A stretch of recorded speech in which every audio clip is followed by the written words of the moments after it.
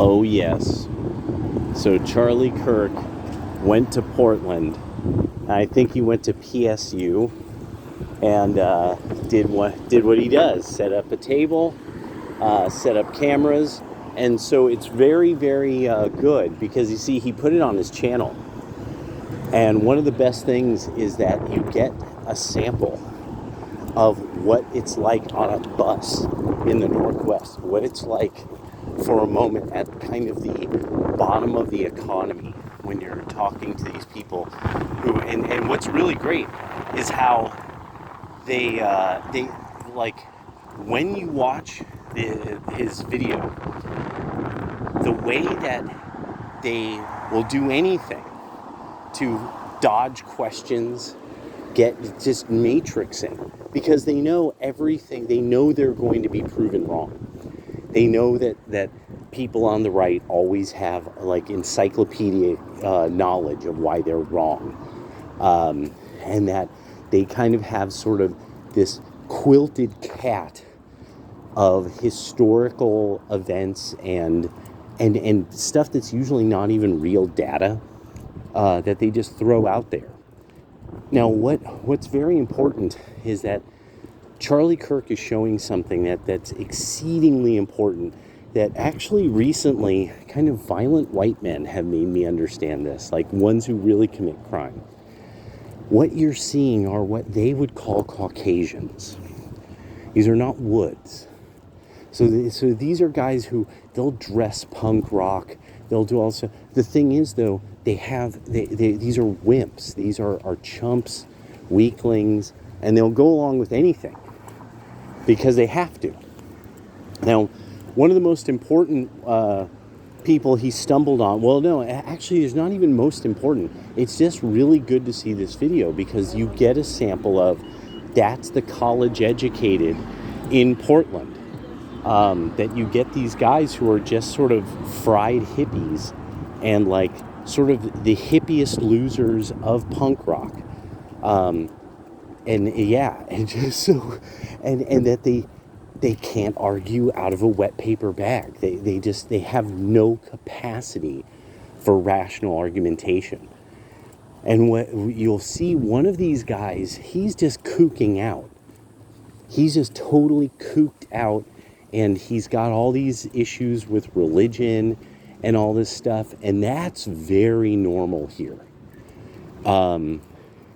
The idea, because of course, when people come from a poorly catechized background in Christianity, that they're from really a household of crazy people who just tried to assuage their insanity with badly understanding the Christian faith. You run into this all the fucking time in the Northwest. Poorly catechized Christians that by the time they're adults, they're just shattered. They're just worthless in a lot of ways. They just can't right and wrong anymore. They have no idea, like, because when you start to ask them questions about the history of Christianity, they really don't know what they're talking about when it comes to about the first 1,000 years. They never know shit about Islam. Never. Ever. Other than like some piecemeal, again, some quilted cat of ideas that they've stitched together through usually bad research. They can do the critique, the Marxist form of critique, where you just say everything's stupid. But beyond that, they have very little else. And it's because they're deracinated. They no longer feel attached to any kind of identity of being like a white American or European descendant. They just don't have that because their family, they probably came from a family of or they're the loser or the nut in their family, or they came from a family of nutters. And you see this so much. And remember, it was, what's his face with American Nations talking about how with the West Coast, that's kind of the thing. People who are seeking fortune, people who are kind of the wilder end of society, ended up coming out west. So you get a lot of nutters. And it's just one of those things. I mean, that's why on the East Coast you get people who are very staunch, old school. They do things the way it's been done, the way their dad taught them, that kind of thing. But on the West Coast you get a lot of lost souls. And so it's good that Charlie showed that it's like, no, you're never going to really get these people. They're never going to be better. I don't know if you saw that. A bunch of crackheads hanging out smoking blunts or dope or something from the fucking, I swear to God, the most worthless fucking people end up in this fucking, goddamn it. But then I think about it, I'm like, no, don't talk like that. God doesn't like that. Because in God's eyes, everybody has value. He made everybody for a reason that only God understands. For God wills it.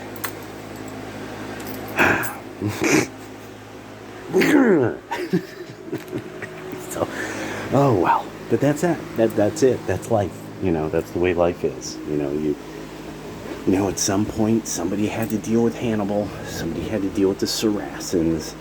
Somebody had to deal with the Samaritans. It's just that kind of thing. So, I just wanted to touch on that because I think that was very important that people got to see that they got to see that, like liberals in the Northwest think they're exceedingly well-informed, smart people.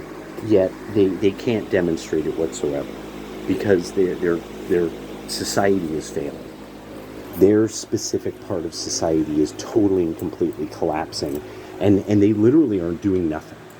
They're quite literally almost doing nothing at all about it. It's pretty amazing, and now they're just all pissed. They're all pissed that Trump, blah, and it's just like. Then do anything good. I mean, like the schools here are now competing with, like the worst education in the Deep South. It's like the Northwest is now neck and neck with the poorest parts of the Deep South, even though all sorts of Californian money has been moving here for 30 years. I mean, think of that. When they gained population, suddenly it became that their entire education system just collapsed, and now it's this thing of you don't even need to really be able to balance your checkbook or even be able to write your name legibly, and you could still graduate high school in the blue enclave of Oregon. It's lost. It's lost. There's going to be a lot of Republicans. This is going to be really weird to think about, but it's not going to be that there's going to be a civil war. It's going to be that region by region, things will just start falling apart. And the people on the West Coast, none of these people know like how arid this region of the country historically is. They have no idea. So to them, when the weather changes, they're like, oh my God, it's the end of the world, like we said. And then the next year comes around and the summer's not so bad. And they're like, oh boy, lucky we didn't have fires this time. Oh, Republicans, and yet, I mean, these people, like literally, there's crackheads everywhere. When the Chinese are starting to mock America in this regard, it's like one of the key places is here.